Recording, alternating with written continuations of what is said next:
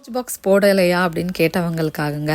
Last வாரம் பார்த்தீங்க அப்படின்னா ஹர்ஷன் 2 தான் மாற்றி மாற்றி எடுத்துகிட்டு போயிருந்தான். தயிர் சாதம், கேரட் சாதம், இதை மட்டும்தான். இது எப்படி நான் லஞ்ச் பாக்ஸ் வேணுமோ போட முடியும்னு நான் போடலை. இன்றைக்கி சாம்பார் சாதம் வேணும் அப்படின்னு கேட்டிருந்தான். சரி அப்படியே வந்து எங்களுக்கும் லஞ்சை வந்து பண்ணிடலான்னு சொல்லிட்டு ஒயிட் ரைஸ், சாம்பார், பொரியல் பிளான் பண்ணியிருந்தேன்.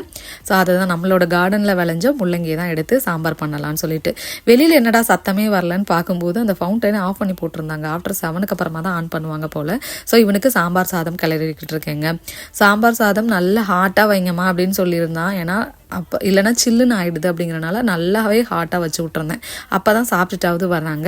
இதுக்கு தொட்டுக்கிறதுக்கு எதுவும் வேணாம், எனக்கு வந்து காரா பூந்தி உள்ளே வச்சு சாப்பிட்றதுக்கு கொடுங்க அப்படின்ட்டான். 2 தான் கொடுத்து விட்டுருந்தேன். ஸ்நாக்ஸுக்கு குக்கியும் சிப்ஸும் கொடுத்து விட்டுருந்தேங்க. ஸ்கூல் ஆரம்பித்தா சளியும் அவங்கள விட்டு போகாது. ஸோ மில்கில் கொஞ்சமாக மஞ்சத்தூள் போட்டு கொடுத்துருந்தேன்.